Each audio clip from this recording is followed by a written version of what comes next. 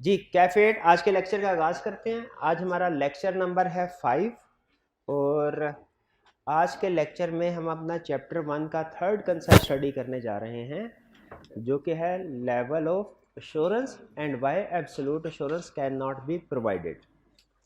लेकिन इससे पहले प्रीवियस लेक्चर की बात करें। प्रीवियस लेक्चर में हमने स्टडी किया था एश्योरेंस इंगेजमेंट की डेफिनेशन और इसके एलिमेंट्स। प्रीवियस लेक्चर के हवाले से अगर कोई क्वेश्चन पूछना चाहते हो तो पूछ लीजिए। एक स्टूडेंट ने क्वेश्चन ये पूछा था कि सर अगर फाइनेंशियल स्टेटमेंट में मिस स्टेटमेंट की गई है विंडो ड्रेसिंग, फाइनेंशियल स्टेटमेंट में विंडो ड्रेसिंग की गई है तो ऑडिटर का कोर्स ऑफ एक्शन क्या होगा। तो विंडो ड्रेसिंग का वर्ड हमने पहले तो वैसे नहीं पढ़ा अभी इस क्लास में, हाँ R1 में स्टूडेंट ने भी यही बताया था, पढ़ा हुआ। विंडो ड्रेसिंग का मतलब होता है फाइनेंशियल स्टेटमेंट्स में जानबूझ के हेर फेर करना, मिस स्टेटमेंट करना। अगर तो देखिए मिस स्टेटमेंट ना आगे चल के हम पढ़ेंगे एडवांस टॉपिक में कि मिस स्टेटमेंट का मतलब क्या है। फाइनेंशियल स्टेटमेंट में कुछ गड़बड़ है। मिस स्टेटमेंट का मतलब क्या है, फाइनेंशियल स्टेटमेंट में कुछ गड़बड़ है। ये मिस स्टेटमेंट दो टाइप्स की हो सकती है। अगर तो ये गड़बड़ गलती अनजाने में की गई है तो इसे कहते हैं एरर, और अगर जानबूझ के की गई है तो इसे कहते हैं फ्रॉड, जिसे आपने R1 में विंडो ड्रेसिंग का नाम से पढ़ा। तो अगर एरर है तो ऑडिटर का कोर्स ऑफ एक्शन कुछ और होता है, और अगर फ्रॉड है तो कोर्स ऑफ एक्शन कुछ और होता है। ठीक है, अभी कोर्स ऑफ एक्शन क्या है वो मैं आपको नहीं समझा रहा, लेकिन एक बेसिक कंसेप्ट ज़हन में रख लीजिए। अगर एरर, मुझे बताइए, एरर मिस स्टेटमेंट की दो रीजन हो सकते हैं, एरर और फ्रॉड। ये समझ आ गया आपको? एरर का मतलब क्या, जो मिस स्टेटमेंट अनजाने में हो जाए। फ्रॉड का मतलब क्या, जो मिस स्टेटमेंट जानबूझ के की। बताइए दोनों में से किसका इफेक्ट ज्यादा सीवियर होना चाहिए? फ्रॉड का। तो एक स्टेप तो ऑडिटर दोनों केसेस में करता है। वो क्या, मैनेजमेंट से रिक्वेस्ट करेगा कि इस मिस स्टेटमेंट को करेक्ट कर ले। लेकिन फ्रॉड के केस में वो कुछ और भी काम करता है। एरर के केस में अगर मिस स्टेटमेंट करेक्ट हो जाए ना तो ऑडिटर कहता है बस कहानी यहीं पे खत्म। लेकिन फ्रॉड के केस में चाहे फाइनेंशियल स्टेटमेंट ठीक हो भी जाए, ऑडिटर कहानी वहीं पे खत्म नहीं करता। वो कहता है अब बात ऊपर तक जाएगी, कुछ ना कुछ लीगल एक्शन, रेगुलेटरी एक्शन की तरफ। वरना तो खुद सोचे ना, अगर फर्दर एक्शन ना ले ऑडिटर तो मैनेजमेंट दे दनादन मिस स्टेटमेंट जानबूझ के बहुत सी मिस फ्रॉड करती जाएगी कि अगर पकड़े गए तो ठीक करेंगे, ना पकड़े गए तो निकल जाएगा फ्रॉड। तो उनको थ्रेट में लाने के लिए रेगुलेटरी एक्शन भी फिर लिया जाता है। तो याद रखिए, फ्रॉड में फाइनेंशियल स्टेटमेंट्स को करेक्ट दोनों सूरतों में कराते हैं, लेकिन फ्रॉड में या विंडो ड्रेसिंग का नाम आपने से दिया है, इस केस में ऑडिटर का फर्दर एक्शन भी होता है। ये बात समझ आ गई? वो क्या है वो हम बाद में कभी पढ़ेंगे। और कोई क्वेश्चन?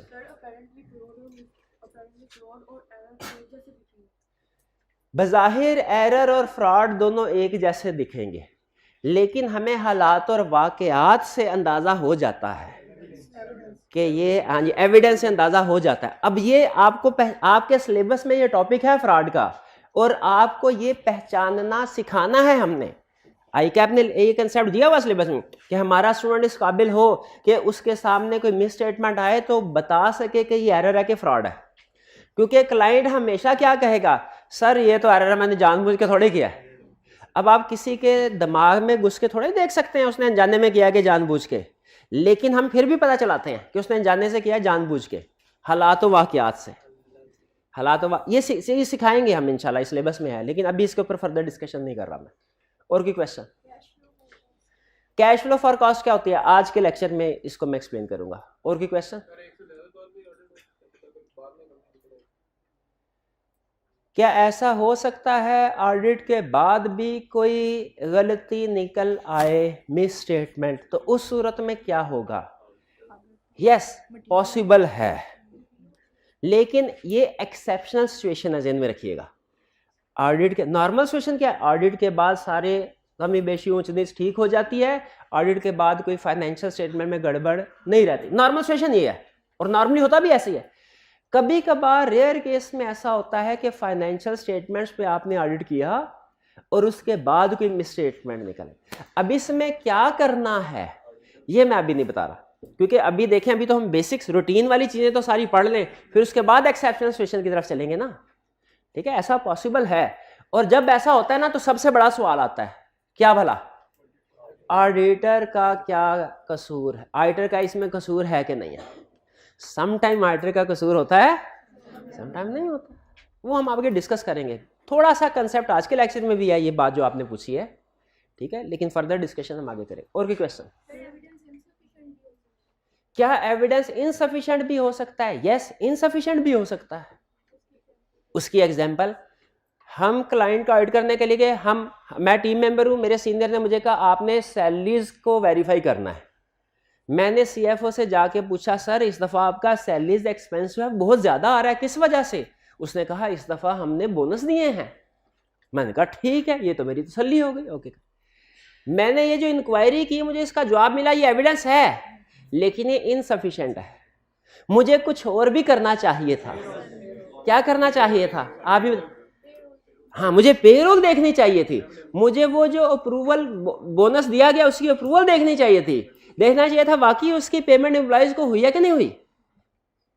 ठीक है, तो ये अगर मैं ये सारी चीजें देखता हूं तो फिर ये सफिशिएंट एविडेंस कहलाएगा। अगर आधा काम किया आधा नहीं किया, फिर ये सफिशिएंट एविडेंस नहीं होगा। ठीक है, तो बिल्कुल आपका जो आप क्वेश्चन बिल्कुल बहुत अच्छा क्वेश्चन है। एविडेंस इनसफिशिएंट भी हो सकता है, लेकिन अगर एविडेंस इनसफिशिएंट है इसका मतलब है ऑडिटर ने सही काम नहीं किया। जी जी,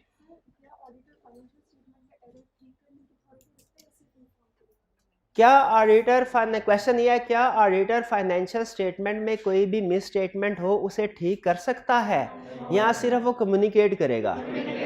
याद रखिए, ऑडिटर फाइनेंशियल स्टेटमेंट में एक नुक्ते की भी गलती है ना, ऑडिटर वो भी ठीक नहीं कर सकता। वो सिर्फ और सिर्फ मैनेजमेंट की रिस्पॉन्सिबिलिटी होती है, मैनेजमेंट की अथॉरिटी होती है, वो ही करेगी। ऑडिटर सिर्फ कम्युनिकेट कर सकता है, और अगर मैनेजमेंट ये नहीं करती तो फिर शेयर होल्डर को अपनी रिपोर्ट में बता देगा कि ये फाइनेंशियल स्टेटमेंट में गड़बड़ है। खुद से ऑडिटर ठीक, ये ज़हन में रखिएगा, खुद से ऑडिटर ठीक नहीं कर सकता, मना है। जी,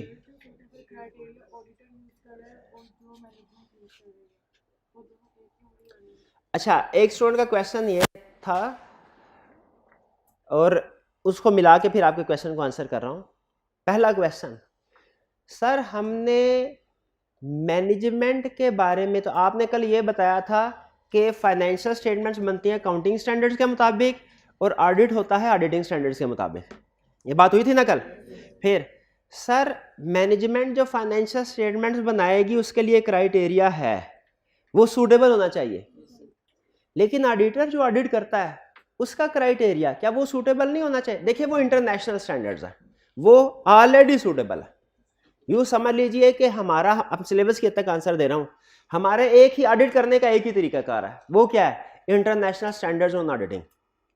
मैनेजमेंट के पास बहुत से क्राइटेरिया, तो मैनेजमेंट ने फाइनेंशियल स्टेटमेंट, ये जो है ना कंडीशन, शर्त, सूटेबल क्राइटेरिया होना चाहिए, ये फाइनेंशियल स्टेटमेंट्स के लिए, फाइनेंस आईएसएस के लिए, आईएसएस हमेशा सूटेबल है। अब दूसरा क्वेश्चन यहां पे, सर मैनेजमेंट ने फाइनेंशियल स्टेटमेंट्स बनाते हुए सूटेबल क्राइटेरिया अडॉप्ट किया, तो फिर तो ठीक है, एश्योरेंस एंगेजमेंट आगे चलेगी। अगर मैनेजमेंट का क्राइटेरिया सूटेबल नहीं है, ऑडिटर क्या करेगा? ये आगे चल के एडवांस कंसेप्ट है, लेकिन अभी आपने सवाल पूछा तो जवाब दे, यही क्वेश्चन था ना। अगर मैनेजमेंट का क्राइटेरिया सूटेबल नहीं है, मैनेजमेंट कहती है हमारे लिहाज से सूटेबल है, ऑडिटर कहता है नहीं मेरे लिहाज से सूटेबल, तो क्या होगा? याद रखें, अगर क्राइटेरिया ऑडिटर के ख्याल में वो क्राइटेरिया सूटेबल नहीं है ना, तो ऑडिटर मैनेजमेंट से रिक्वेस्ट करेगा, सर आपने फाइनेंशियल स्टेटमेंट जो बनाई है वो सूटेबल क्राइटेरिया पे नहीं है, आप इनको सूटेबल क्राइटेरिया के मुताबिक बनाएं। अगर मैनेजमेंट क्राइटेरिया चेंज कर दे, बहुत अच्छी बात, एश्योरेंस एंगेजमेंट आगे स्टार्ट करे। अगर मैनेजमेंट कहती है नहीं क्राइटेरिया यही रहेगा, हम फाइनेंशियल स्टेटमेंट टैक्स बेसिस के मुताबिक ही बनाएंगे शेयर होल्डर्स को देने के लिए, अगर मैनेजमेंट सूटेबल क्राइटेरिया पे नहीं आती, तो बताइए ऑडिटर को क्या करना चाहिए? ऑडिट ही नहीं करना चाहिए। ऑडिटर कहता नहीं, फिर ये एश्योरेंस एंगेजमेंट ही नहीं है, ये ऑडिट नहीं होगा। कुछ और करवाना तो करवा ले, हाँ, एश्योरेंस एंगेजमेंट नहीं रहेगी, क्योंकि एश्योरेंस एंगेजमेंट में सूटेबल क्राइटेरिया होना जरूरी है। ठीक है, और ये जहन में रखिएगा, हमने एज ऑडिटर रिपोर्ट में जो कुछ भी लिखना होता है ना, वो अपने पॉइंट ऑफ व्यू के मुताबिक लिखना होता है, अपने पॉइंट ऑफ व्यू के मुताबिक। प्रैक्टिकली जो होती है ना छोटी मोटी मैनेजमेंट, वो हमारी बातों को ना, ऑडिटर की बातों को, सजेशन को आसानी से मान लेते हैं। लेकिन जो मल्टीनेशनल कंपनीज होती है ना, चार्टर्ड अकाउंटेंट्स जहाँ पे बैठे होते हैं, वो जल्दी बात नहीं मानते, वो अपनी बात पे कन्विंस रहते हैं। ठीक है, तो फिर अगर हम कह रहे हो मिस स्टेटमेंट है, मैनेजमेंट कहे मिस स्टेटमेंट नहीं है, ये कन्फ्लिक्ट हो जाए, तो हमें क्या करना चाहिए? हमें अपनी रिपोर्ट मॉडिफाइड करनी चाहिए कि नहीं करनी चाहिए? बिल्कुल करनी चाहिए। ठीक है, बिल्कुल करनी चाहिए, क्योंकि ऑडिटर जो भी काम करता है वो जाहिर है, ऑडिटर हम लोगों ने भी आईएफआरएस पढ़े हुए हैं, हम भी उनके मुताबिक ही करते हैं। और कोई क्वेश्चन?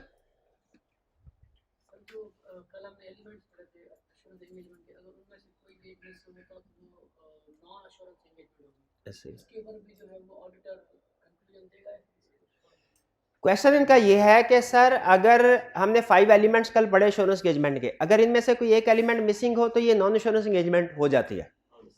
तो नॉन एश्योरेंस एंगेजमेंट अगर है तो उसमें ऑडिटर कोई कंक्लूजन वगैरह देता है? देखिए वो नहीं, अव्वल तो वो हमारे सिलेबस में नहीं है, और दूसरा वो चूंकि assurance engagement non assurance engagement है, तो उसके में जो मर्जी करते रहे, उसमें कंक्लूजन नॉर्मली नहीं दिया जाता, लेकिन दे भी दे तो उसकी कोई हैसियत नहीं है, कंक्लूजन नॉर्मली नहीं दिया जाता, नॉन एश्योरेंस एंगेजमेंट में कंक्लूजन नहीं दिया जाता। ठीक है, अच्छा एक एग्जांपल, अगर डायरेक्टर, कल शायद मैंने एग्जांपल शेयर किए थे लेकिन अहम मैं इसलिए दोबारा पूछ रहा हूं, अगर डायरेक्टर किसी पर्सन को अपॉइंट करें और कहें कि आप हमारी इस ब्रांच को ऑडिट करें और उसमें देखें कि गड़बड़ हो रही है तो हमें बताएं, क्या ये एश्योरेंस एंगेजमेंट है? नहीं, ये नॉन एश्योरेंस एंगेजमेंट। अच्छा, इस पर्सन को जिसको डायरेक्टर अपॉइंट करते हैं, हालांकि काम इसका भी ऑडिट नेचर का ही है, काम इसका भी वेरिफिकेशन नेचर का ही है, लेकिन ये एश्योरेंस एंगेजमेंट नहीं है। ठीक है, ऐसे पर्सन को कहा जाता है तो ये ऑडिटर, लेकिन कहा जाता है इंटरनल ऑडिटर। क्या कहा जाता है? इंटरनल ऑडिटर, क्योंकि ये डायरेक्टर्स के अंडर काम कर रहा है, डायरेक्टर के इंस्ट्रक्शंस के मुताबिक काम कर रहा है, इसको किसी इंडिपेंडेंट थर्ड पार्टी से इसका कोई ताल्लुक नहीं है। ठीक, और कोई क्वेश्चन? जी हाँ, क्या क्या क्या एश्योरेंस एंगेजमेंट में ऑडिटर को शेयर होल्डर्स पॉइंट करेंगे? यस, वो और थर्ड पार्टी है ना शेयर होल्डर्स, वो पॉइंट करेंगे और ऑडिटर उन्हीं को रिपोर्ट देगा। ठीक है, ऑडिटर उन्हीं को रिपोर्ट देगा। अगर डायरेक्टर्स पॉइंट करते हैं और वो डायरेक्टर्स को रिपोर्ट दे रहा है तो वो एश्योरेंस एंगेजमेंट नहीं है, और उसको हम कहते हैं इंटरनल ऑडिटर। इसलिए डिफरेंशिएट करने के लिए ना, कभी कभी शायद आप कभी किसी के साथ डिस्कशन करें या कहीं भी किताब में लिख, तो कुछ एक लफ्ज़ लिखा होता है एक्सटर्नल ऑडिटर और इंटरनल ऑडिटर। स्टूडेंट कहते हैं सर इनमें क्या फ़र्क है? तो एक्सटर्नल ऑडिटर एश्योरेंस प्रोवाइडर है, इंटरनल ऑडिटर एश्योरेंस प्रोवाइडर नहीं है, क्योंकि वो एश्योरेंस एंगेजमेंट ही नहीं है। नहीं, वो आगे ये पॉसिबल ही नहीं है कि दोनों एक ही, दोनों एक्सटर्नल ऑडिटर इंटरनल ऑडिटर दोनों एक ही बंदा हो, एक ही फर्म, ये पॉसिबल ही नहीं, इम्पॉसिबल। ठीक है जी जी, अगर शेयर होल्डर्स, कुछ शेयर होल्डर डायरेक्टर्स भी हैं जो कि नॉर्मली होते हैं, तब भी क्या 3 पार्टीज होंगी? यस, तब इसलिए कि आपने लॉ में भी ये पढ़ते होंगे कि एक ही बंदा अगर शेयर होल्डर भी या डायरेक्टर भी पॉसिबल है, लेकिन जब वो जनरल मीटिंग में जाता है ना, तो वो शेयर होल्डर के तौर पे होता है, और जब बोर्ड में तो डायरेक्टर्स के तौर पे बैठता है। और बाज़ औक़ात ऐसा भी होता है कि सारे के सारे शेयर होल्डर डायरेक्टर्स नहीं होते, तो जाहिर उनको भी ऑडिट रिपोर्ट चाहिए होती है, तो थर्ड पार्टी फिर भी स्टिल अलग ही रहती है। उस शेयर होल्डर फ्रॉड किया तो बिल्कुल हम दूसरे लोगों को बताते हैं। देखिए फ्रॉड के केस में क्या होगा, मैं इसके ऊपर आपको नहीं सिचवा रहा, इसके ऊपर ना सोचें अभी। ठीक है, सिर्फ इतना ध्यान में रखें, मिस स्टेटमेंट 2 तरह की होती है, एरर और फ्रॉड, और फ्रॉड के केस में हमने कुछ फर्दर एक्शन लेने होते हैं। ठीक है, करेक्शन फाइनेंशियल स्टेटमेंट में तो मैनेजमेंट से करेक्ट तो दोनों केस में उसको रिक्वेस्ट करते हैं करेक्ट करें, लेकिन फ्रॉड के केस में हमारा एक्शन थोड़ा बड़ा होता है। और कोई क्वेश्चन? चलिए अब आज के लेक्चर की तरफ चलते हैं। आज हम 2 कंसेप्ट स्टडी करने जा रहे हैं, एक लेवल ऑफ एश्योरेंस और दूसरा why absolute assurance can not be provided. ठीक है, पहले लेवल ऑफ एश्योरेंस।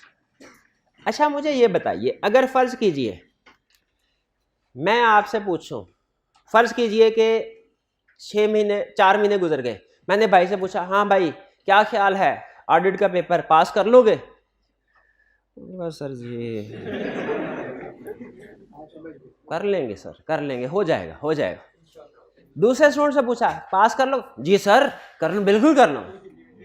फर्क किस चीज का है? मेहनत का। जिस स्टूडेंट ने ज्यादा मेहनत की है, जिसकी ज्यादा प्रैक्टिस की है सब्जेक्ट के ऊपर, वो ज्यादा कॉन्फिडेंट होके कहेगा। हालांकि स्टेटमेंट वही है, स्टेटमेंट वही है, लेकिन एक ज्यादा कॉन्फिडेंट होकर स्टेटमेंट देता है स्टूडेंट, दूसरा कम कॉन्फिडेंट होकर। फर्क किस चीज का होता है? जिसने ज्यादा काम किया है वो ज्यादा कॉन्फिडेंट होकर बात करता है, जिसने कम काम किया है कम कॉन्फिडेंट। आपने इसी तरह का एक कंसेप्ट शायद क्यूएम में भी पढ़ा होगा, हाइपोथेसिस टेस्टिंग में, के लेवल ऑफ कॉन्फिडेंस होते हैं डिफरेंट। समटाइम हम 95% कॉन्फिडेंस और क्या क्या होता था 99 होता था, चले जितना भी होता था। हम जब स्टेटमेंट्स को वेरीफाई करते हैं तो डिफरेंट लेवल ऑफ कॉन्फिडेंस होते हैं। ठीक है, डिफरेंट लेवल ऑफ कॉन्फिडेंस होते हैं। कभी हम मोर कॉन्फिडेंट होके स्टेटमेंट दे रहे होते हैं, कभी हम निस्बतन कम कॉन्फिडेंट होके स्टेटमेंट दे रहे होते हैं। क्या इस तरह जैसे स्टेट में डिफरेंस था कि हमारे पास एक ऑप्शन थी हम 99% कॉन्फिडेंट होके भी स्टेटमेंट दे सकते हैं, कोई उसको टेस्ट कर सकते हैं। एक ऑप्शन थी थोड़ा सा कम होके 95% लेवल पे भी कोई स्टेटमेंट दे सकते हैं। उसी तरह क्या ऑडिटर में ऑडिट में जब ऑडिटर स्टेटमेंट देता है क्या कि फाइनेंशियल स्टेटमेंट ठीक है, क्या ऑडिटर एक ही तरह की स्टेटमेंट देगा एक ही कॉन्फिडेंस के साथ? कि different level of confidence possible है, जब different level of confidence possible है। हमें जो ऑडिटिंग स्टैंडर्ड डिस्कस करते हैं ना, वो 3 लेवल ऑफ कॉन्फिडेंस डिस्कस करते हैं। मैं वन बाय वन आपके साथ इनको डिस्कस कर रहा हूं। ठीक है, वन बाय वन इनको डिस्कस कर रहा हूं। और ये याद रखिएगा, ये जो लेवल ऑफ कॉन्फिडेंस हमने कितना कॉन्फिडेंट होके स्टेटमेंट देनी है, ये ऑडिटर डिसाइड नहीं करता, ये शेयर होल्डर डिसाइड करते हैं, यूजर डिसाइड करता है कि उसे कितनी कॉन्फिडेंट स्टेटमेंट चाहिए, उसे कितनी कॉन्फिडेंट स्टेटमेंट चाहिए। जैसे फर्ज कीजिए हम अपने ऑफिस में बैठे हों, शेयर होल्डर्स आए और आके कहें सर हम चाहते हैं आप हमारी मैनेजमेंट की बनाई हुई फाइनेंशियल स्टेटमेंट्स को वेरीफाई करें और हमें बताइए कि ये ठीक है कि नहीं। हमने कहा ठीक है हम बता देते हैं, लेकिन बताइए आपको कितने कॉन्फिडेंस के साथ हमारी स्टेटमेंट चाहिए, हम कितने % कॉन्फिडेंट हो कि आपको स्टेटमेंट दें कि फाइनेंशियल में ठीक है कि नहीं। शेयर होल्डर्स ने कहा सर हमें तो नहीं पता ये लेवल ऑफ कॉन्फिडेंस कितने हैं, आप जरा इसको एक्सप्लेन करें ताकि हम फैसला कर लें। हमने कहा हमारे ऑडिटिंग स्टैंडर्ड में ये लिखा हुआ है कि 3 तरह के लेवल ऑफ कॉन्फिडेंस हैं या लेवल ऑफ एश्योरेंस हैं। एक है लेवल ऑफ एश्योरेंस थोड़ा मॉडरेट लेवल का, एक है लेवल ऑफ कॉन्फिडेंस थोड़ा हाई लेवल का, एक है लेवल ऑफ कॉन्फिडेंस 100%। 3 तरह के। एक है लेवल ऑफ कॉन्फिडेंस तकरीबन 70, ये परसेंटेज ना कहीं पे नहीं लिखी हुई ना आपने लिखी, सिर्फ समझाने के लिए यूज किए हैं, सिर्फ समझ। एक लेवल ऑफ कॉन्फिडेंस है 75%, यानी हम शेयर होल्डर को बता रहे हैं सर अगर आप ये वाली ऑप्शन सेलेक्ट करते हैं ना 75%, तो हम यूं समझ लीजिए कि हम तकरीबन 75% फाइनेंशियल स्टेटमेंट को चेक करके आपको बताएंगे कि ये ठीक है कि नहीं। ठीक है, और हम जो स्टेटमेंट देंगे ना उसमें 75% कॉन्फिडेंट होंगे कि फाइनेंशियल स्टेटमेंट ठीक है, लेकिन अगर 75% कॉन्फिडेंट होंगे तो 25% फिर भी चांस होगा कि कुछ ना कुछ गड़बड़ हो सकती है, कुछ ना कुछ गड़बड़ हो सकती है। यह है 75%। दूसरा ऑप्शन, दूसरा level of confidence 95%। Share holders ने कहा ये एक्सप्लेन कीजिए ये क्या है। हमने कहा अगर आप ये वाली ऑप्शन सेलेक्ट करते हैं ना तो हम फाइनेंशियल स्टेटमेंट्स को तकरीबन रफली कह रहा हूं, हम 95% फाइनेंशियल स्टेटमेंट्स को चेक करेंगे और 95% कॉन्फिडेंट हो कि आपको स्टेटमेंट देंगे कि फाइनेंशियल स्टेटमेंट ठीक है, लेकिन 5% अभी भी चांस ऑफ एरर होगा कि हो सकता है कहीं ना कहीं कोई गड़बड़ हो जाए। और जो तीसरा लेवल ऑफ कॉन्फिडेंस है 100%, सॉरी ये नहीं कर सकते, ये नहीं कर सकते। अगर आप कहें ना कि आप हमारी एक एक ट्रांजैक्शन को चेक करें, एक एक रुपए को वेरीफाई करें और फिर 100% कॉन्फिडेंट हो कि हमें बताइए कि इस फाइनेंशियल स्टेटमेंट में गारंटी है हमारी, हम सर्टिफाई करने को तैयार है, हम गारंटी देने को तैयार है कि इस फाइनेंशियल स्टेटमेंट में एक एक रुपए की चीज भी ठीक है, कोई गलती नहीं है, तो सॉरी ये पॉसिबल नहीं है, ये पॉसिबल नहीं है 100%। आपको सिर्फ इन दोनों में से सिलेक्शन करने हैं, ठीक है। अब शेयर होल्डर सोच रहा है, उसने कहा सर हमारी जो मैनेजमेंट है ना वो कॉम्पिटेंट है, उसमें हम काफ़ी अरसे से साथ चल रहे हैं, बेईमान लोग नहीं ईमानदार लोग हैं, तो हमें थोड़ा उनके ऊपर एतबार भी है, तो ज़्यादा गड़बड़ का चांस, आप ऐसा कीजिए आप हमें 75% वाली एश्योरेंस दे दीजिए। हमने कहा ठीक है 75% वाली एश्योरेंस ले लीजिए, एग्रीमेंट हो गया, एग्री हो गई चीज़ें। अच्छा मुझे बताइए जब हमारा शेयर होल्डर के साथ ये एग्रीमेंट हो गया, इसमें ये कब डिसाइड हुआ कि टाइप ऑफ इंश्योरेंस कौन सी होगी, 75% के 90, ये कब स्टार्ट में हुआ कि एंड में हुआ? और ये किसका फैसला था? आइडर का नहीं था, आइडर का नहीं था, हाँ शेयर होल्डर का था। कुछ स्टूडेंट ये गलत कंसेप्ट बिल्ड कर बैठते हैं कि सर ये डिसाइड होगा एंड में और ऑडिटर डिसाइड करेगा इंश्योरेंस कौन सी होगी। डिसाइड कब होगा? एंड में। राइटर से अगर राइटर को ज्यादा एविडेंस मिल गया तो वो ये 95% वाली इंश्योरेंस दे देगा, और अगर उसको कम एविडेंस तो 75%। नहीं, ये डिसाइड होता है स्टार्ट ऑफ द एंगेजमेंट, और कौन डिसाइड करता है? ये ध्यान में रखिए, ये बात समझ आए। हमने कहा सर जी आपने कह तो दिया, लेकिन हमारे स्टैंडर्ड में लिखा हुआ है क्या कि क्लाइंट के साथ जो चीज भी एग्री करो ना रिटर्न करो, रिटर्न ताकि बाद में मिसअंडरस्टैंडिंग ना हो। तो इसको लिख दे, लिख दिया एक सफ़े के ऊपर, जिस सफ़े के ऊपर लिख दिया वो एक तरह का कॉन्ट्रैक्ट है। लॉ पढ़ रहे होते तो मैं आपसे कहता ये कॉन्ट्रैक्ट है, ऑडिट पढ़ने हैं तो उसका नाम उन्होंने लिखा हुआ है engagement letter. Engagement letter sign हो गया, एक कॉपी हमारे पास, एक क्लाइंट के पास, हमने क्लाइंट से कहा, शेयर होल्डर से कहा जाओ, फिर हम उसके प्रेमिसेस में पहुंच गए, कंपनी में काम करना शुरू कर दिया। अच्छा अब जरा सुनिएगा, एक है 75% इंश्योरेंस, एक है 95। बताइए किस में एविडेंस ज्यादा चाहिए, किस में कम चाहिए, और किस इंश्योरेंस एंगेजमेंट में एविडेंस चाहिए ही नहीं? किस इंश्योरेंस एंगेजमेंट में एविडेंस चाहिए ही नहीं?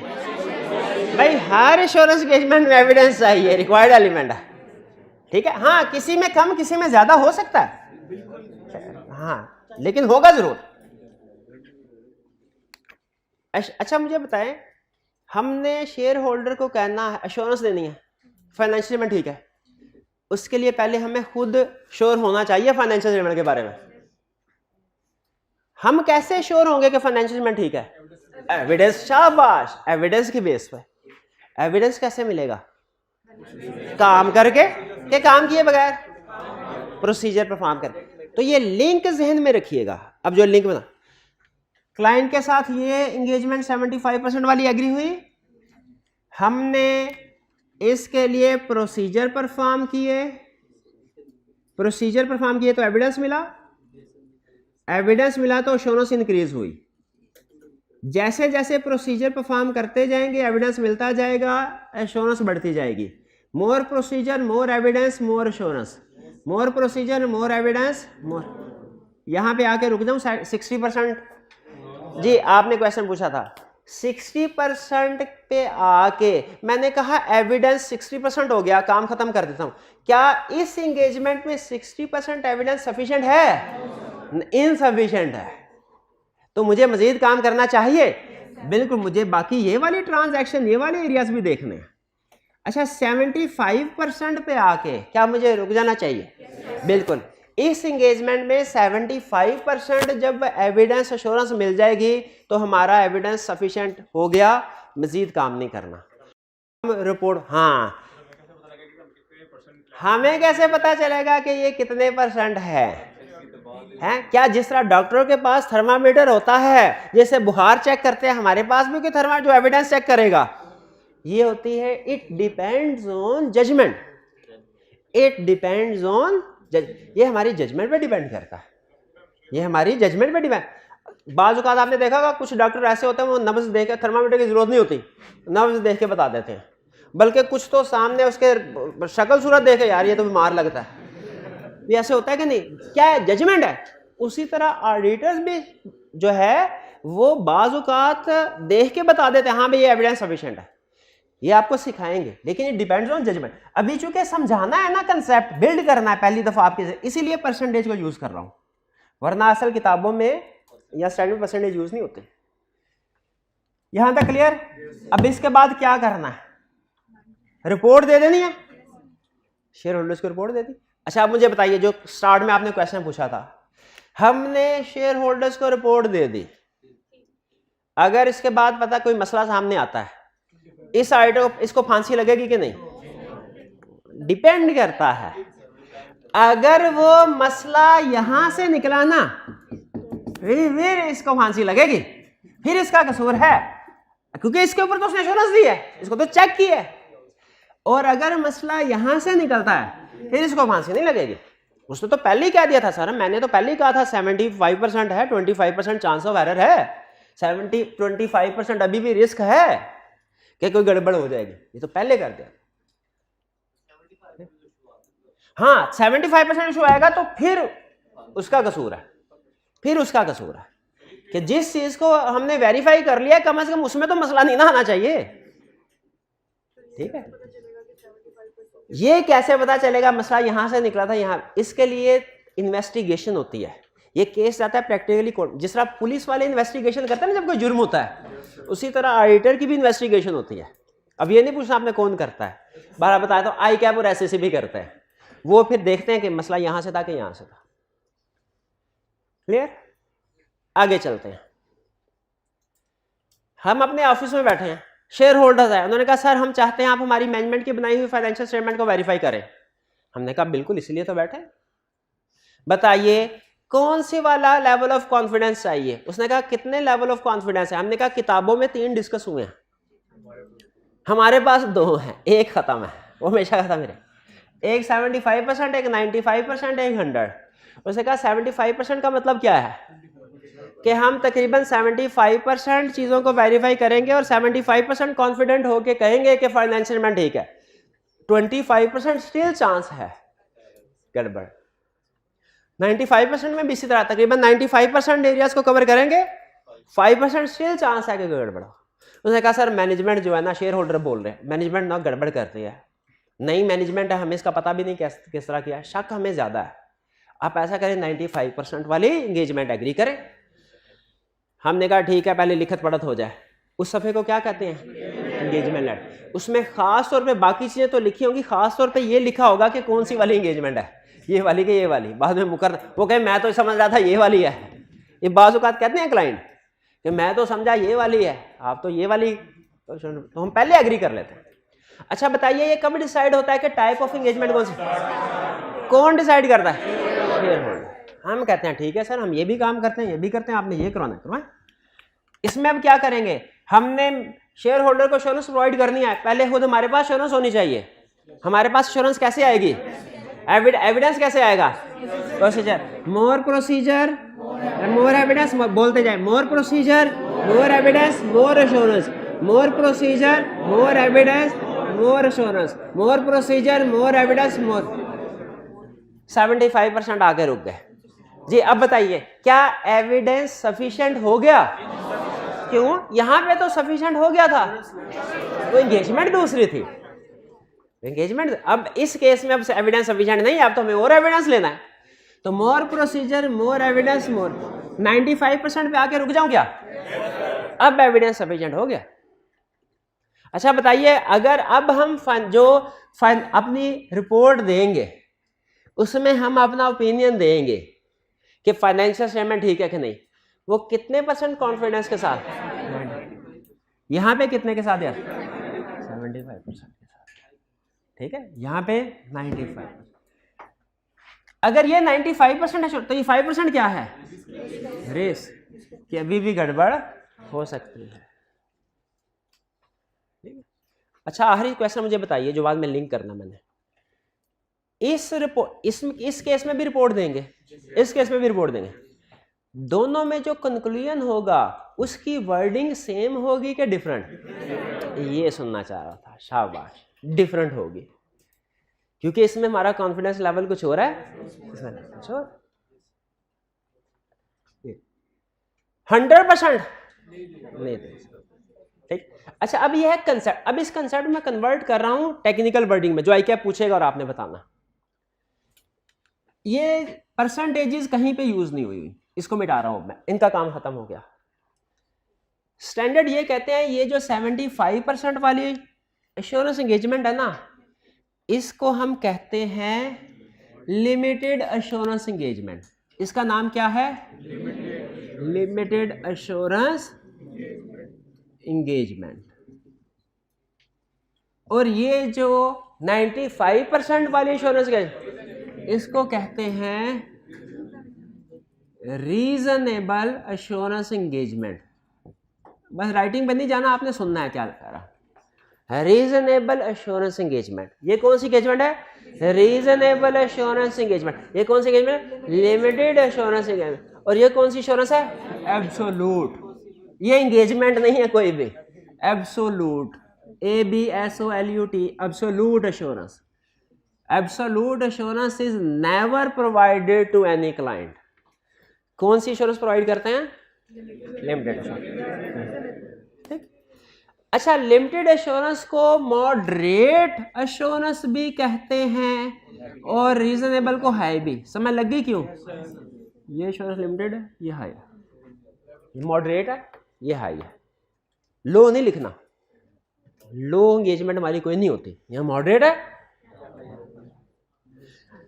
अच्छा लिमिटेड एश्योरेंस को ही नेगेटिव एश्योरेंस भी कहते हैं और रीजनेबल को ही पॉजिटिव एश्योरेंस।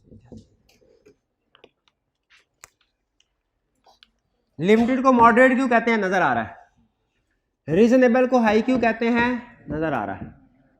लेकिन इसको नेगेटिव क्यों कहते हैं? नजर नहीं आ रहा। इसको पॉजिटिव क्यों कहते हैं? नजर नहीं आ रहा। इनको नेगेटिव और पॉजिटिव इनकी वर्डिंग की वजह से कहते हैं। लिमिटेड एश्योरेंस के केस में जो कंक्लूजन की वर्डिंग होती है ना, उसमें नेगेटिव सेंस होती है। रीजनेबल एश्योरेंस के केस में जो कंक्लूजन की वर्डिंग होती है ना, उसमें पॉजिटिव सेंस होते हैं। अब मैं आपको 2 एग्जांपल दे रहा हूं, आप खुद बताएंगे कि कौन सी वाली वर्डिंग रीजनेबल में आएगी और कौन सी वाली लिमिटेड में आएगी। सुनिएगा जरा। पहला केस, अब देखें, फर्ज कीजिए 2 स्टूडेंट है, दोनों ने आके मुझे क्वेश्चन चेक करवाया।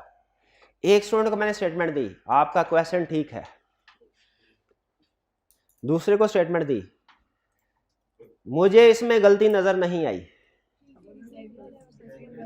अच्छा पहले बताएं, दोनों स्टेटमेंट में कोई फर्क है क्या? नहीं। किसमें मैं ज्यादा कॉन्फिडेंट हूं? पहले वाली में, क्वेश्चन ठीक है। दूसरी वाली में यानी मैं कह रहा हूं मुझे गलती नजर नहीं आई, साइलेंटली कह रहा हूं हो सकता है हो। दूसरे में मैं लेस कॉन्फिडेंट हूं, पहले वाले में मोर कॉन्फिडेंट हूं। पहले वाली एग्जांपल है रीजनेबल एश्योरेंस के, दूसरे एग्जांपल है लिमिटेड एश्योरेंस के। जब हम फाइनेंशियल स्टेटमेंट पे रीजनेबल एश्योरेंस होती है ना, फाइनेंशियल स्टेटमेंट को वेरीफाई करते हैं, रीजनेबल एश्योरेंस देते हैं, तो कंक्लूजन में लिखते हैं financial statements give true and fair view, positive, financial statement ठीक है। लेकिन जब लिमिटेड एश्योरेंस दे रहे होते हैं तब हमारी वर्डिंग पता क्या होती है कि हमें कोई गलती नजर नहीं आई, based on our review Nothing has come to our attention that causes us to believe that financial statement do not give true and fair view. समझ कुछ नहीं आई होगी आपको, लेकिन इतना पता चल गया होगा कि नेगेटिव सेंस है, इसलिए इसे नेगेटिव एश्योरेंस कहते हैं. Based on our view nothing has come, nothing से ही कहानी पूरी होगी. समझ आ गई? नेगेटिव नथिंग, हमारे सामने कुछ भी नहीं आया जिससे हमें लगे कि ये गलत है. सीधा नहीं कह रहा, आप देखें, घुमा के देखें ना, फिलोसोफर की तरह कह रहा है. हालांकि सीधे भी कह सकता है फाइनेंस में ठीक है. क्या कह रहा है? हमें कोई ऐसी चीज पता नहीं चली कि ये ठीक नहीं है. घुमा के हो ही पता. इसका मतलब क्या हुआ? इसको घर बैठ के सोचेंगे ना तो इसका मतलब ये निकलेगा इनडायरेक्टली कि ठीक ही है, लेकिन कॉन्फिडेंस लेवल कम है. फर्क समझ आया? अच्छा, अब सुने, यह है रीजनेबल एश्योरेंस एंगेजमेंट, यह है लिमिटेड एश्योरेंस एंगेजमेंट. आपको मैंने बताया था कि सब्जेक्ट मैटर बहुत से हो सकते हैं. हमारे सिलेबस में सब्जेक्ट मैटर क्या होता है? तो रीजनेबल एश्योरेंस एंगेजमेंट की बहुत सी एग्जांपल्स हैं, लेकिन सबसे बड़ी एग्जांपल पता है क्या है? Audit of financial statement. जब हम फाइनेंशियल स्टेटमेंट्स को वेरीफाई कर रहे हों और रीजनेबल एश्योरेंस प्रोवाइड कर रहे हों तो इसे कहते हैं ऑडिट ऑफ फाइनेंशियल स्टेटमेंट्स. और जब हम वेरीफाई फाइनेंशियल स्टेटमेंट्स को ही कर रहे हैं लेकिन लिमिटेड एश्योरेंस प्रोवाइड कर रहे हैं तो इसका रिव्यू. प्रैक्टिस में ना, ये सब अल्फाज रिव्यू फाइनेंशियल, ये अल्फाज प्रैक्टिस में यूज होते हैं. जब आपके आर्टिकल स्टार्ट होंगे ना तो आपको मैनेजर आपका ये नहीं कहेगा कि भाई फाइनेंशियल स्टेटमेंट्स पे रीजनेबल एश्योरेंस प्रोवाइड करनी है, उस एंगेजमेंट पे आपको प्लान कर दिया गया, ये नहीं कहेगा. बल्कि क्या कहेगा प्रैक्टिस में? भाई ऑडिट में प्लानिंग हुई है, पहुंचो क्लाइंट पे. ठीक है? तो ऑडिट ऑफ फाइनेंशियल स्टेटमेंट का मतलब क्या है? ऑडिट का मतलब ही है रीजनेबल एश्योरेंस है.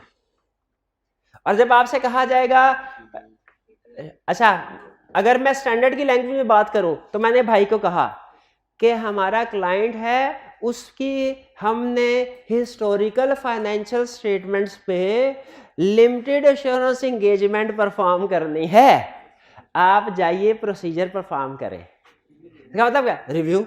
प्रैक्टिस में भाई रिव्यू करना क्लाइंट का, जाओ, चले जाएंगे. ऑडिट करने वाला खुशी नहीं, ऑडिट करने वाला रोता रोता जाता है, रिव्यू करने वाला खुशी उछलांगे मारता जाता है. क्यों भला? ऑडिट में काम ज्यादा करना होता है, रिव्यू में काम करना होता है.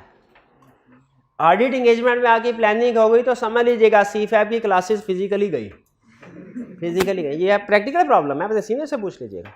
रिव्यू में प्लानिंग हुई तो हाँ अब क्लासेस फिजिकली ले लेंगे आप. बहरहाल अच्छे सीनियर्स आपको ऑडिट में भी रिलैक्सेशन देते हैं, कहते हैं नहीं नहीं जाओ, क्लास अहम है, क्लास लो, क्लास लेते ही फौरन वापस आ जाना. अच्छा, प्रैक्टिस में ये भी बड़ी याशी समझी जाती है. बहरहाल चले भाई, हाँ क्लास लेना. जो सीनियर क्लास लेने की इजाजत दे देता है ना उसको बड़ा अच्छा समझा जाता है, जूनियर उसको बड़ा हाई रेट करते हैं. चले, अब ये दो एंगेजमेंट समझ आ गई आपको. रीजनेबल एश्योरेंस एंगेजमेंट यानी जिसका उर्फ आम में क्या नाम है? ऑडिट. और लिमिटेड एश्योरेंस एंगेजमेंट. अगर आपको समझ आ गया, एक आखिरी क्वेश्चन पूछ रहा हूं, मुश्किल है लेकिन जिस स्टूडेंट ने जवाब दे दिया इसका मतलब है कि वो इस सब्जेक्ट को समझ रहा है. क्लाइंट ने कहा सर फाइनेंशियल स्टेटमेंट तो हैं लेकिन हिस्टोरिकल नहीं, फ्यूचर की बजट है, कैश फ्लो फॉरकास्ट है. फॉरकास्ट का मतलब है बजट, इसको वेरीफाई कर सकते हो? हमने कहा कर तो सकते हैं लेकिन इन दोनों में से एक काम कर सकते हैं, एक नहीं कर सकते. ऑडिट क्यों? क्योंकि फ्यूचर की ट्रांजैक्शन को हम लिमिटेड वे में तो वेरीफाई कर सकते हैं, रीजनेबल वे में नहीं कर सकते. लिमिटेड वे में थोड़ा बहुत कर सकते हैं, रीजनेबल नहीं कर सकते, ये ध्यान में रखिएगा. ठीक है? फ्यूचर की कैसे होंगी? शाबाश, ये हमारे सिलेबस में सिर्फ इतना ही है, बाकी सीफैप में इसको छोड़े. तो अगर आपसे कोई पूछे cash flow for cost is a type of which assurance engagement? हाँ, रिव्यू, लिमिटेड एश्योरेंस. ठीक है? अच्छा, अब मैं आपका कंसेप्ट लिंक कर रहा हूं. रीजनेबल एश्योरेंस, अब वर्डिंग बता रहा हूं जिसमें आपने इसको याद करना, डिफाइन करना है रीजनेबल एश्योरेंस को। सुने, reasonable assurance is a high but not absolute level of assurance. Reasonable assurance is a high but not absolute level of assurance in which conclusion is expressed in positive form.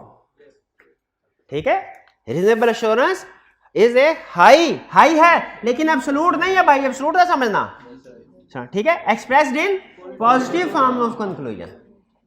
और आगे example भी दे दिया, that is in our opinion financial statement give true and fair view in accordance with this. आगे वो formal word है जिसमें year and भी बताते हैं हम, फॉर द इसमें इनकम स्टेटमेंट बैलेंस शीट सारा नाम लेके बताते हैं, लेकिन मेन कंसेप्ट इतना है financial statements give true and fair view. Limited insurance में क्या है, it is moderate level of insurance expressed in, moderate का लफ्ज समझ आया, नेगेटिव का मतलब समझ आया, तो एक्सप्लेन करिए एग्जांपल के साथ। Negative, based on our review, nothing has come to our attention that causes us to believe financial, do not give true and fair view। Negative sense आ गई। चलिए अब मुझे बताइए, अगर आपसे कहे आई कैप एग्जाम रीजनेबल एश्योरेंस को डिफाइन करो, डिफाइन कर देंगे? याद रखिए, आपने जब डिफाइन करना है ना, तो ये हाई बट नॉट एब्सोल्यूट वाली बात तो करनी ही करनी है, पॉजिटिव वाली बात भी लाजमी करनी है, ये वर्डिंग भी लिखनी है, और एंड पे एग्जांपल भी देनी है। क्या example? Audit of historical finance. 3 word के साथ पूछता है रीजनेबल एश्योरेंस को एक्सप्लेन करें, स्टूडेंट सिर्फ इतना लिख देता है, reasonable assurance is high but not absolute level of assurance, बस आधा नंबर मिलता है, आधा नंबर मिलता है। क्यों? पूरा लिखा है नहीं। पूरा क्या होता? Reasonable assurance high but not absolute level of assurance which is expressed in positive form, पूरा नंबर, लेकिन अभी भी 1 नंबर मिला। दूसरा नंबर कब मिलता? बेस्ड, हाँ, इन आवर ओपिनियन, ये बेस्ड है in our opinion, in our opinion, in our opinion financial statements give true and fair view, 2 number हो गए। तीसरा नंबर कब मिलेगा? जब ऑडिट का लफ्ज लिखेंगे। लिमिटेड एश्योरेंस में भी 3 वर्ड के साथ उसने क्या एक्सप्लेन करे? पहला मॉडरेट लेवल ऑफ एश्योरेंस, आधा number, express in negative form, 1 number. दूसरा नंबर कैसे मिलेगा? Based on our review nothing has come to our attention that guys to believe, 2 number. तीसरा नंबर कब मिलेगा? रिव्यू के साथ। ठीक है, कभी कभार रीजनेबल एश्योरेंस को वो 5 मार्क्स के साथ भी कहता है एक्सप्लेन करो, तो हमें कुछ थोड़ा मजीद बात लिखनी होती है। वो मजीद बात आपने क्या लिखनी है, वो ये सुन लें। आपने रीजनेबल एश्योरेंस को एक्सप्लेन करते हुए अगर कभी ज्यादा मार्क्स के साथ पूछे ना, 4-5, तो आपने ये लाइन लिखनी है। इसका मतलब ये है identifies most of miss statement, not all of miss statement, not all of miss statement. यानी अगर ऑडिट होने के बाद भी कोई मिस स्टेटमेंट सामने आ जाए तो ऐसा पॉसिबल है क्या? क्या ऐसा पॉसिबल है ऑडिट होने के बाद भी मिस स्टेटमेंट सामने आ जाए? बिल्कुल पॉसिबल है, बिल्कुल, क्योंकि हम एब्सोल्यूट एश्योरेंस तो प्रोवाइड नहीं कर रहे, रीजनेबल कर रहे हैं। लेकिन वो मोस्ट प्रोबेबली वो मिस स्टेटमेंट कहां से निकलेगी? इस वाले एरिया से, इस वाले से नहीं निकलेगी। अगर इस वाले ऑडिट करने के बाद इस वाले एरिया से कोई मिस स्टेटमेंट निकलती है ना, भाई ये लेवल ऑफ एश्योरेंस समझ आ गया। क्लाइंट ने कहा, शेयर होल्डर ने कहा ठहर जाए सर, लिमिटेड एश्योरेंस भी समझ आ गया, रीजनेबल एश्योरेंस ठीक है, हमारा काम भी हो गया, लेकिन जहन में एक सवाल है, क्या कि एब्सोल्यूट एश्योरेंस आप क्यों नहीं प्रोवाइड करते? Why absolute assurance can not be provided to client? भाई नहीं अभी इधर भाई है कि नहीं? अच्छा, ये जहन में रखे, ये कंसेप्ट सिर्फ रीजंस डिफरेंट हैं, लेकिन कंसेप्ट हर प्रोफेशन पे अप्लाई होता है। रीजंस डिफरेंट है, कंसेप्ट हर दुनिया का कोई प्रोफेशनल अपने काम की 100% गारंटी नहीं देता। 100% आप एसी रिपेयर करवाएं किसी कारीगर से, उसे कहे सर चलेगा ना, 6 महीने तक कोई मसला तो नहीं होगा ना पूरे सीजन में? कहेगा सर इंशाल्लाह मसला कोई नहीं होगा, लेकिन गारंटी नहीं दे सकते, मशीन है, गारंटी नहीं, कुछ भी हो सकता है। डॉक्टर के पास इलाज करवाने जाएं, सर आप हमारा इलाज ठीक कर देंगे ना? कहेगा इंशाल्लाह इलाज ठीक होगा, अब मरीज आपका ठीक हो जाएगा, गारंटी कोई नहीं है, कोई गारंटी नहीं, कोई गारंटी नहीं। ना डॉक्टर गारंटी देता है, ना वकील गारंटी देते हैं, ना टीचर्स गारंटी देते हैं पास होने की। कोई प्रोफेशनल दुनिया का गारंटी नहीं देता अपने का। 100% गारंटी तो कोई नहीं देता ना। तो आपके ख्याल में क्या ऑडिटर भी 100% गारंटी देता होगा? ये एब्सोल्यूट एश्योरेंस का मतलब 100% गारंटी देना कि एक एक चीज बिल्कुल ठीक है, नहीं देता। तो क्लाइंट ने कहा ठीक है सर, बाकी प्रोफेशंस को छोड़े, आप अपनी बात करें, रीजन बताइए, आप क्यों नहीं गारंटी देते? चलो डॉक्टर गारंटी नहीं देता इसलिए कि जिंदगी मौत अल्लाह ताला के हाथ में है, वो अपनी तरफ से पूरी कोशिश करे, फिर भी जाहिर अगर लिखी हुई है तो उसकी मौत आ जाएगी, वो तो समझ आ गई। लेकिन आपका मसला तो जिंदगी मौत का नहीं लग रहा हमें, आप क्यों एब्सोल्यूट एश्योरेंस प्रोवाइड नहीं करते? हमने कहा सुने, क्या आप सीखने जा रहे हैं? हमने आज के लेक्चर में अभी तक पहले 3 टाइप्स पढ़ी एश्योरेंस की, limited assurance, reasonable assurance, absolute assurance. फिर ये पढ़ा कि लिमिटेड एश्योरेंस और रिजनेबल एश्योरेंस क्लाइंट को प्रोवाइड की जाती है, एब्सोल्यूट एश्योरेंस नहीं की जाती। अब पढ़ने जा रहे हैं एब्सोल्यूट एश्योरेंस क्यों नहीं प्रोवाइड की जाती। ठीक है, अच्छा अब यहाँ पे मेरे पास 2 ऑप्शन है। पहली ऑप्शन ये है कि 5 मिनट में इनको फुड़का दूं। आपको पता ना, एक होता है ऑडिट करना, एक होता है ऑडिट फुड़काना। हाँ जी, मैं करना सिखाऊंगा, फुड़काना आप प्रैक्टिस में जाके खुद ही सीख लेंगे, सीनियर सिखा देते हैं। 5 मिनट में फुड़का दूं कि अगले कंसेप्ट्स को जहन में रखते हुए एक एक पॉइंट को डिटेल में एग्जांपल के साथ डिस्कस करें। चलें ठीक है, कंसेप्ट क्या पढ़ने जा रहे हैं? वाई क्यों absolute assurance can not be provided. इसी को कहते हैं inherent limitations of audit. Inherent limitation, ठीक है, इनहेरेंट का मतलब होता है पैदाइशी, बाय डिफॉल्ट लिमिटेशंस। हर इंसान के साथ कुछ बाय डिफॉल्ट लिमिटेशंस होती हैं। जैसे हम इंसान हवाओं में नहीं उड़ सकते, ये हमारी बाय डिफॉल्ट एक लिमिटेशन है, इनहेरेंट लिमिटेशन है ना। उसी तरह ऑडिट प्रोफेशन के साथ भी कुछ इनहेरेंट लिमिटेशंस हैं जिनकी वजह से auditor absolute assurance provide one by one reason. अच्छा, वैसे इनमें से कोई एक रीजन भी समझ आ जाए ना तो ये प्रूव हो जाता है कि ऑडिटर एब्सोल्यूट एश्योरेंस प्रोवाइड नहीं करता। लेकिन एग्जाम पॉइंट ऑफ व्यू से हमने सारी याद करनी होती है, इसलिए सारी एक्सप्लेन करता हूं। और आगे चल के डिफरेंट केस स्टडी में वो डिफरेंट एग्जाम्पल को यूज करके कहता है बताओ ऑडिटर ये काम कर सकता था कि नहीं। पहला क्वेश्चन, पहली रीजन किस चीज की? ऑडिटर 100% गारंटी क्यों नहीं देता? पहली reason nature of financial statement. Nature of financial statement ऐसी होती हैं कि उनको 100% वेरीफाई नहीं किया जा सकता। मुझे बताइए, हमारी जो आप फाइनेंशियल स्टेटमेंट्स प्रिपेयर करते हैं इनमें पास की ट्रांजैक्शंस होती हैं क्या फ्यूचर की? तकरीबन 90% पास की, कुछ फ्यूचर की भी होती है। फ्यूचर की बता सकते हैं एग्जांपल? शाबाश, provision for bad debt classic example, depreciation, estimates वगैरह। तो बताइए क्या फाइनेंशियल स्टेटमेंट्स में कुछ एरियाज ऐसे होते हैं जिनमें एस्टिमेट्स, जजमेंट्स और अनसर्टेनिटीज इन्वॉल्व होती हैं?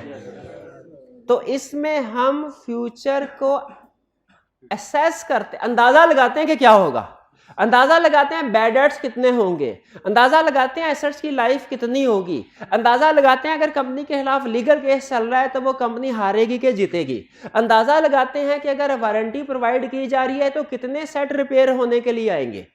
ये सारी चीजें अंदाजा लगाई जाती। क्या कंफर्म है कि जो अंदाजा लगाते हैं 100% वैसी ही अमाउंट आएगी? नहीं। तो ये एक रीजन है। हम मैनेजमेंट को कहते हैं और भाईजान आप जब फाइनेंशियल स्टेटमेंट 100% एक्यूरेसी के साथ नहीं बना सकते, क्यों? क्योंकि उसमें एस्टीमेट्स, जजमेंट्स और अनसर्टेनिटीज इन्वॉल्व होती हैं, खासतौर पे जिन एरियाज में मैंने बताया। तो आप जब 100% एक्यूरेटली फाइनेंशियल बना नहीं सकते, हम उसको वेरीफाई कैसे कर सकते हैं? नहीं कर सकते। ये रीजन समझ आती है? तो इसका मतलब ये हुआ फाइनेंशियल स्टेटमेंट के कुछ एरियाज वेरीफाई करना निस्बतन आसान है, कुछ वेरीफाई करना मुश्किल है। तो अगर मैं आपसे पूछूं मुझे एग्जांपल दीजिए फाइनेंशियल स्टेटमेंट के कुछ ऐसे एरियाज की जिनको वेरीफाई करना मुश्किल है या जिनमें रिस्क ऑफ मिस स्टेटमेंट ज्यादा है, तो आप क्या बताएंगे? हर वो एरिया जिसमें एस्टिमेट, जजमेंट, अनसर्टेनिटीज इन्वॉल्व है, जैसे provision for bad debt, provision for legal cases, depreciation, warranty. अच्छा एक एग्जांपल केस स्टडी के पॉइंट ऑफ व्यू से, एक क्लाइंट ने रिपेयर एक्सपेंस रिगार्ड किया है और दूसरा इंपेयरमेंट ऑफ गुडविल, किसको आप मोर एक्यूरेटली वेरीफाई कर सकते हैं? और किस में रिस्क ज्यादा है मिसस्टेटमेंट का? इंपेयरमेंट ऑफ गुडविल का। ये बात समझ आई? आगे चलते हैं। नेचर प्रोसीजर, ऑडिट प्रोसीजर की नेचर ऐसी होती है कि हम 100% एब्सोल्यूट एश्योरेंस नहीं प्रोवाइड कर सकते। जैसे मैनेजमेंट में not provide complete information to audit. देखिए एक है ऑडिटर, एक होता है इंस्पेक्टर, ठीक है? एक होता है ऑडिटर, एक होता है ऑडिटर। इंस्पेक्टर नहीं होता, उसके पास कोई लीगल पावर्स नहीं होती। हम लोग सीएफओ सीईओ से जाके इंक्वायरीज करते तो हैं, लेकिन वो हमें हर चीज बता दें तो सही बात, लेकिन अगर ना बताना चाहें ना बताएं। अगर फर्ज कीजिए किसी इलाके में जुर्म हुआ है, एसएचओ ने किसी बंदे को बुलाया, उससे सवाल पूछ रहा है, कह रहा है मैं नहीं जवाब दूंगा, तो क्या कहे? उसे कहा लिटा लो इसको। उसके पास पावर्स हैं। अब जरा सोच के बताइएगा, हम ऑडिटर ने सीएफओ से पूछा सर कितने एम्प्लॉइज इस साल आपने अपॉइंट किए, उसने कहा मैं नहीं बताऊंगा, क्या करे? लिटा रहे सीईओ? नहीं। अगर फिर भी नहीं वो जवाब देता, फिर भी हम कुछ नहीं कर सकते। ऐसा भी नहीं है कुछ नहीं कर, एक काम कर सकते हैं। है कोई स्टूडेंट जो बता सके क्या काम? शाबाश, अपनी रिपोर्ट में लिख के शेयर होल्डर्स को बता सकते। अब शेयर होल्डर जाने और वो जाने।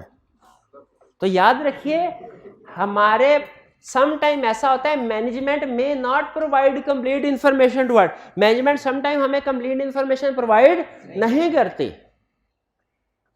ठीक है? और हमारे पास लीगल पावर्स भी नहीं होती कि हम उस कंप्लीट इंफॉर्मेशन को सर्च करें या उससे हासिल करें इंफॉर्मेशन, ठीक है?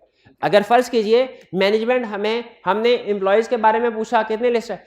100 एम्प्लॉयज थे, सीएफओ ने कहा 90 एम्प्लॉयज है, ठीक है?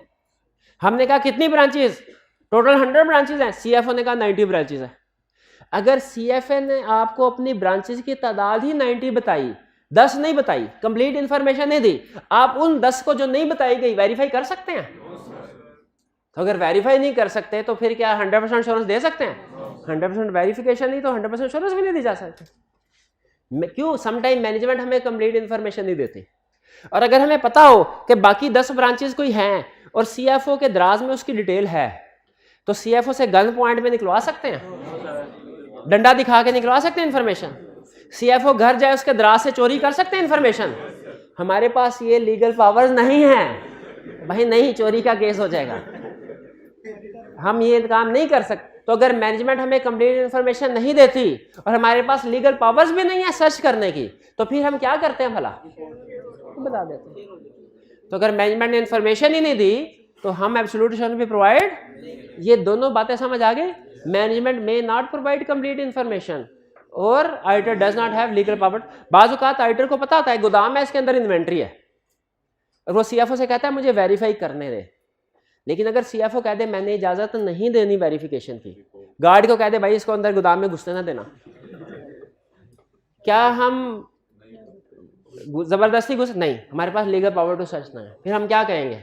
रिपोर्ट में लिख देंगे शेयर होल्डर कि सर इन्होंने हमें काम नहीं करने दिया, हमें प्रोसीजर नहीं परफॉर्म करने दिया। कोल्यूजन एंड कम्प्लेक्स टेक्निक, देखें बाज़ औक़ात होता है जो फ्रॉड होता है ना, फ्रॉड मैनेजमेंट करती है, वो बड़े कोल्यूजन और कम्प्लेक्स टेक्निक्स के साथ करती है।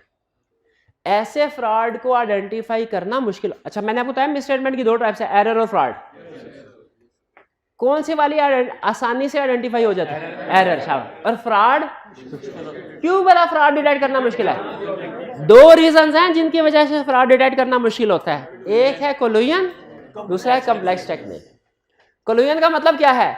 मिलजुल के फ्रॉड करना, ठीक है, एक होता है वर्ड यूनियन, एक होता है कोलुजन।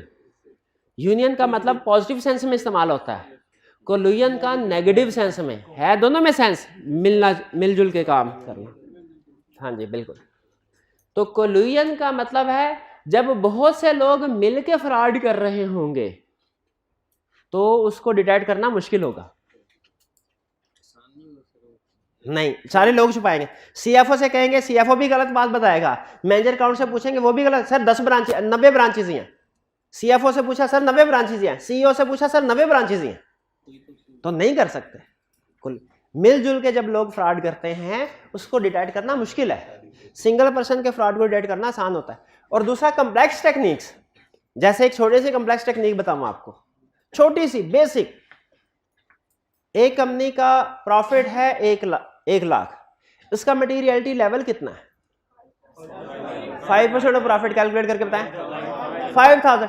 अगर उसमें 7000 की मिस स्टेटमेंट हो तो क्या है? और अगर 2000 की हो, और अगर उसमें 500 की 50 मिस स्टेटमेंट हो,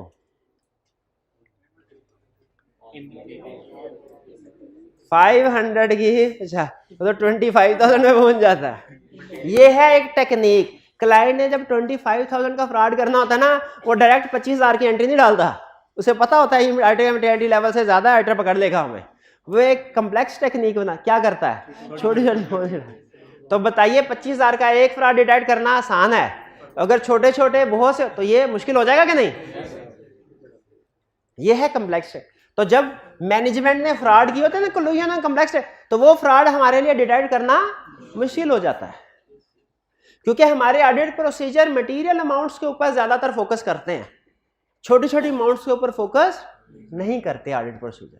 इसलिए हम छोटे छोटे फ्रॉड्स को डिटेक्ट नहीं कर पाते, करना भी नहीं चाहिए, वो तो इमटेरियल है। फिर time and cost limitation. Management financial statement में कितने अरसे की ट्रांजैक्शन होती है? पूरे 1 साल की। और ऑडिटर ने ऑडिट कितने अरसे में कंप्लीट करना होता है? 4 महीनों। आपने अगर कंपनी लॉ पढ़ा हुआ है ना, तो आपको पता होगा कि ईयर एंड के बाद 4 महीने के अंदर अंदर एजीएम होनी है, उस एजीएम से 21 दिन पहले नोटिस होना है, और नोटिस के साथ financial statement audit report attach हो। तो उसका मतलब प्रैक्टिकली तकरीबन 3 महीने 7 दिन होते हैं ऑडिटर के पास, बाज़ का तो इससे भी कम होता है टाइम। तो बताइए क्या बहुत से लोगों का पूरे साल का काम कुछ लोग 3 महीने में कर सकते हैं? Time and cost limitation. चूंकि लॉ ने टाइम हमें लिमिटेड दिया हुआ है, कॉस्ट के ऊपर फोकस ना करें, याद कर लेना लेकिन फोकस टाइम पे करना है। तो हमारे पास टाइम कम है, इसलिए कम टाइम में हम सारी की सारी ट्रांजैक्शन को वेरीफाई नहीं कर पाते। तो क्या करते हैं भला? टाइम एंड कॉस्ट लिमिटेशन की वजह से हम सारी ट्रांजैक्शन वेरीफाई नहीं करते, तो क्या करते हैं? सैंपलिंग करते हैं। सैंपलिंग का मतलब क्या होता है? 100% से कम ट्रांजैक्शंस को चेक करना। सैंपलिंग का मतलब क्या होता है? 100% से कम ट्रांजैक्शन को चेक करना, यह है सैंपलिंग। ठीक है, टाइम एंड कॉस्ट लिमिटेशन समझ आ गया? इस लिमिटेशन की वजह से हम मजबूर हैं कि क्या करें? सैंपलिंग करें। फिर प्रोसीजर बेस्ड ऑन जजमेंट। बहुत से प्रोसीजर ऑडिटर की जजमेंट पे बेस कर रहे होते हैं। ठीक है, हमारे यहाँ बताया था ऑडिटिंग स्टैंडर्ड्स है, जिसमें बताया गया होता है कि हमने किस सिचुएशन में कौन से ऑडिट प्रोसीजर परफॉर्म करने हैं, उसे कहते हैं इंटरनेशनल स्टैंडर्ड्स ऑन ऑडिटिंग।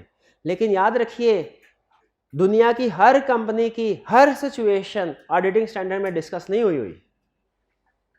ठीक है, जो ज्यादातर मसले मसाइल आते हैं ना, वो डिस्कस हुए हैं ऑडिटिंग स्टैंडर्ड में। दुनिया की हर कंपनी की हर ऑडिट की हर सिचुएशन डिस्कस।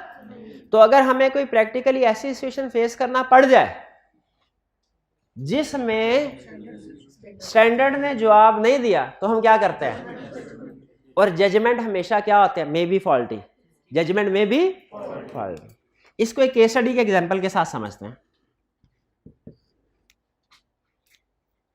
ऑडिटिंग स्टैंडर्ड में यह लिखा हुआ है कि अगर क्लाइंट की इन्वेंट्री है ना, तो ऑडिटर जाके इन्वेंट्री को फिजिकली वेरीफाई करेगा।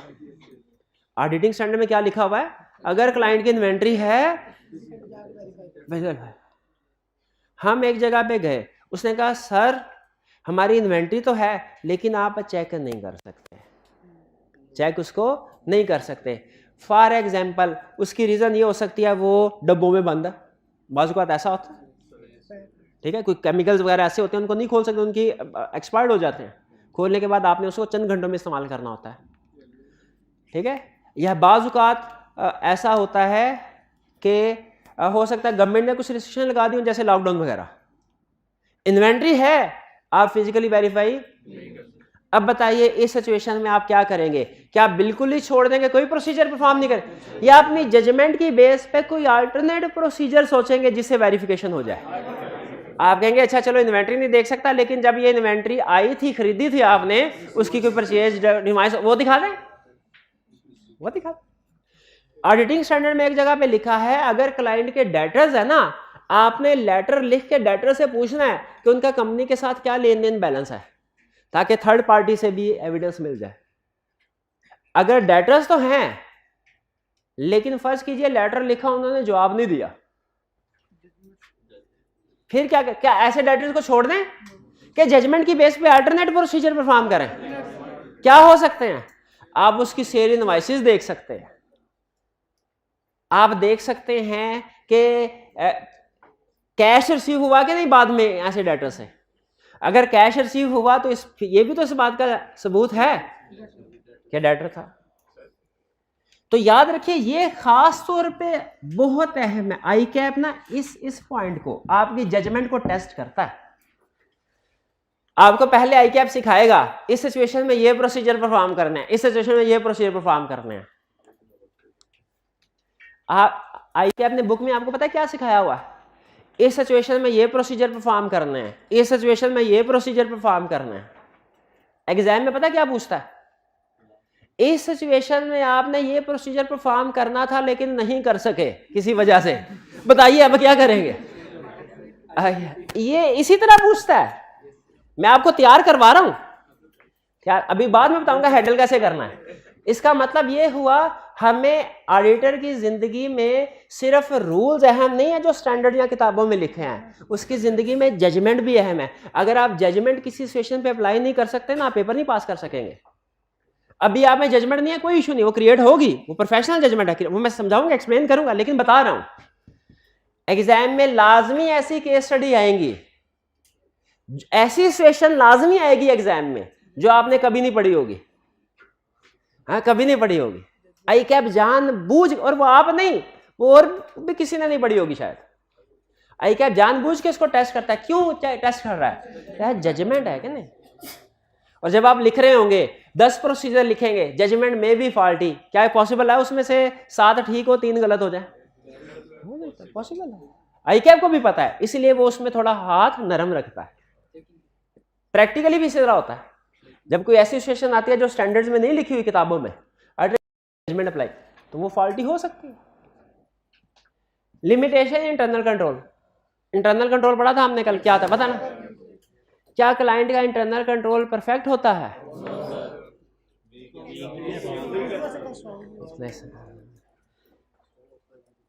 वीक भी हो सकता, स्ट्रॉन्ग हो सकता है, परफेक्ट नहीं हो सकता, परफेक्ट नहीं हो सकता। अगर कभी क्लाइंट का इंटरनल कंट्रोल सिस्टम की लिमिटेशन ना होती, यानी वो परफेक्ट होता, तो ऑडिट की भी जरूरत ना होती।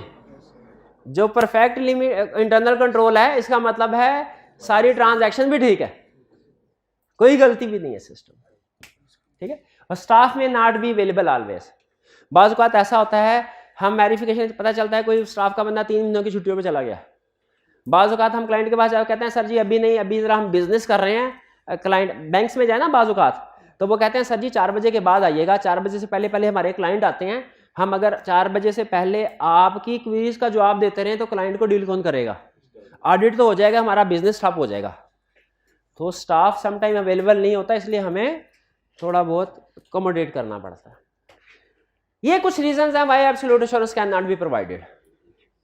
कुछ समझ आया आज का लेक्चर? आज के लेक्चर में हमने क्या सीखा? टाइप्स ऑफ लेवल्स ऑफ, कितने लेवल ऑफ एश्योरेंस है? कौन कौन सा? Limited, reasonable, absolute. रीजनेबल की डेफिनेशन क्या है? high but not absolute level of assurance which is expressed in positive form of conclusion, that is in our opinion financial statement may give true and fair. Example क्या है? Audit of financial statement. Limited assurance की क्या example? Review of financial statements. ठीक है, limited की. और definition क्या है? It is moderate level of assurance which is expressed in negative form of conclusion. ठीक है. और एब्सोल्यूट एश्योरेंस क्या क्लाइंट को प्रोवाइड कर सकते हैं? क्यों नहीं प्रोवाइड कर सकते? क्लियर? अगर आप 5 मिनट दें तो हम क्विज कंडक्ट करवा लें. हैं 5 मिनट आपके पास? चलिए जरा पॉज कीजिएगा जल्दी से जी. चलिए आ जाए. सिस्टम आपको पता है, menti.com पे जाइए और कोड आज का है 11954190. हाइब्रिड वाले देखें पार्टिसिपेट कर रहे हैं. 11954190. आज के क्विज में 7 क्वेश्चन हैं.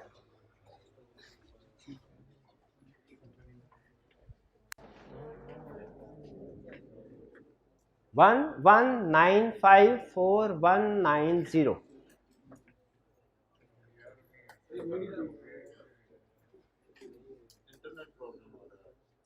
इंटरनेट प्रॉब्लम आ रहा है आज?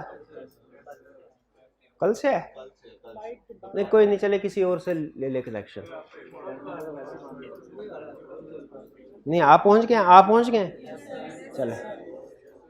चले जिनके नेट में कोई प्रॉब्लम है वो फिर देखें, पार्टिसिपेट ना करें कोई बात नहीं, वो देखते रहें इसको.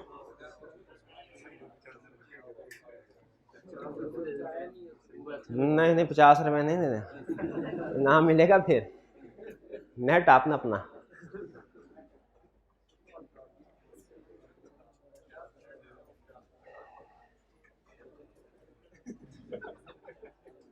चलें मेरे नेट को नजर लगा दिए.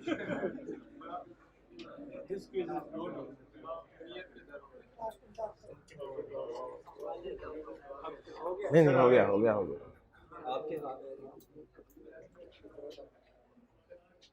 चलिए जी. हाँ ठीक, 125 हो गए. बस स्टार्ट करें फिर. पहला question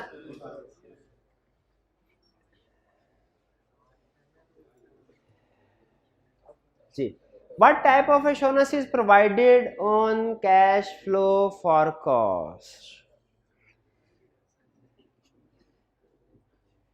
Absolute assurance, reasonable assurance या कि लिमिटेड एश्योरेंस?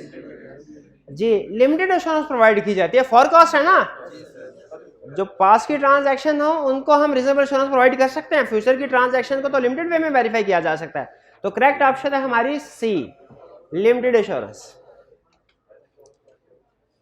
जी देखते हैं कितने स्टूडेंट्स ने ठीक जवाब दिया.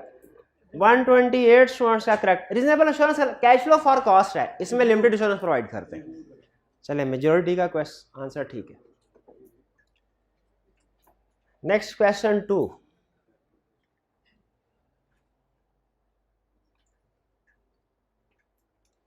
Which type of assurance can never be provided to any client?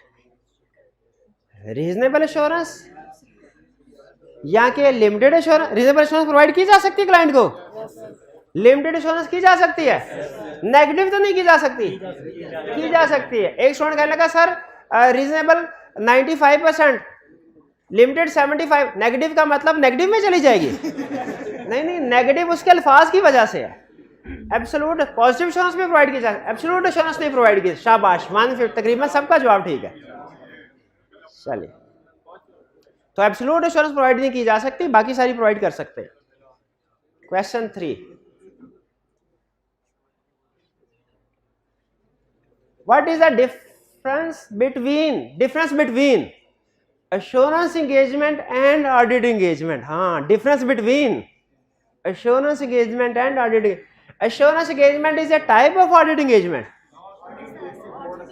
यहाँ की audit engagement is a type of assurance engagement. या assurance engagement and audit engagement are same thing. अब पता चला आपको assurance engagement की 2 टाइप्स हैं. पहले आप पूछते थे सर assurance engagement audit में क्या फर्क है? assurance ये फर्क है. ऑडिट एक टाइप है एश्योरेंस एंगेजमेंट की। एश्योरेंस एंगेजमेंट की दूसरी टाइप कौन सी है?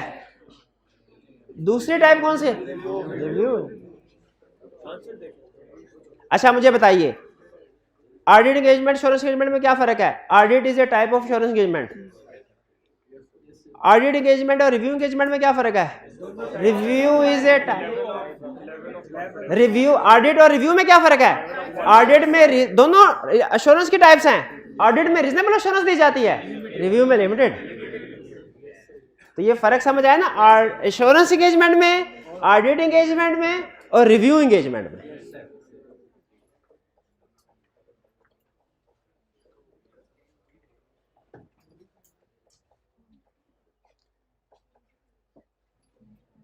What type of conclusion is expressed in a reasonable assurance engagement?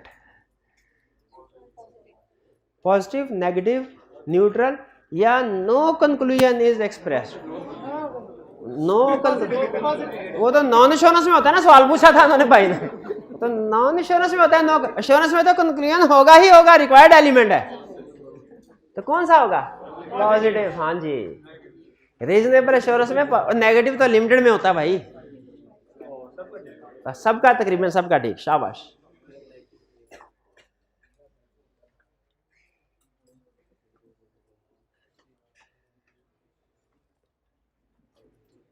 अच्छा, दो स्टेटमेंट ए और B. In an audit engagement auditor identifies all misstatements. दूसरा, in a review engagement negative form of conclusion is expressed. बताना है कौन सी statement true है, कौन सी false है। इन एन ऑडिट, पहली वाली स्टेटमेंट सही है कि गलत? गलत है, फॉल्स है, वो मोस्ट कर। और दूसरी वाली ठीक है। तो हमने वो ऑप्शन सेलेक्ट करनी है जिसमें ए फॉल्स हो और बी ट्रू हो। ए फॉल्स और बी ट्रू, ये सी वाली ऑप्शन करेक्ट है। ये समझ, इस तरह का क्वेश्चन पहली दफा आपके सामने है जिसमें दो स्टेटमेंट दिया उसने, है? लेकिन फिर भी आपने अच्छी परफॉर्मेंस दिखाई, शाबाश।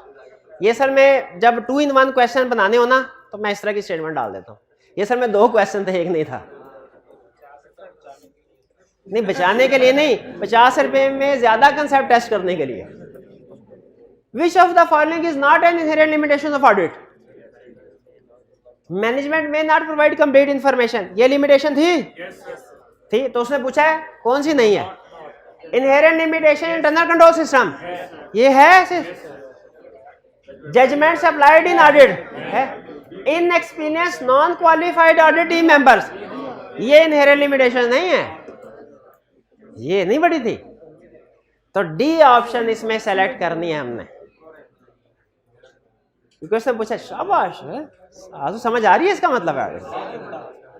लास्ट क्वेश्चन आपके सामने ये रहा 50 रुपए के लिए। 50 नहीं, मेरे से 250 लगेंगे ना। In which of the following area estimates are not involved?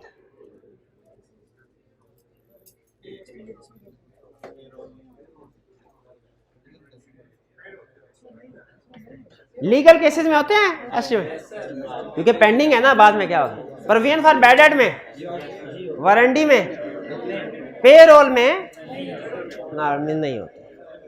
Payroll expense verify करते हुए एस्टिमेट्स इन्वॉल्व नहीं। तो इसमें नहीं भाई, यहां पे मार खा गए, ये काया पलट गई आप यहां।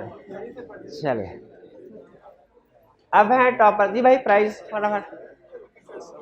ये कौन? The Hustler. कौन है हसलर? हसलर है कोई क्लास में? हाइब्रिड में होंगे, हाइब्रिड में। शाबाश शाबाश, उधर दीजिए प्राइस, शाबाश। 127,885, 127,885, शाबाश। 127,885 फर्स्ट वाला, ये फर्स्ट वाले भाई इधर बैठे हुए। इस्टेब्लिशमेंट को भी पैसे दे। 13195, शाबाश। फोर्थ और फिफ्थ पे वही बाफरीदी भाई, इनको भी पैसे दे। आज का लेक्चर यहाँ खत्म करते हैं हम। अच्छा, असाइनमेंट जरूर करनी है। माइंड मैप पे असाइनमेंट लिखी होती है ना, ये असाइनमेंट आज की थोड़ी ज्यादा है, लेकिन ये ड्यू है मंडे को। रिटर्न है ना, ज्यादा क्वेश्चन है तो मंडे को, कल नहीं, मंडे को। आज का लेक्चर यहाँ खत्म करते हैं। अल्लाह हाफिज।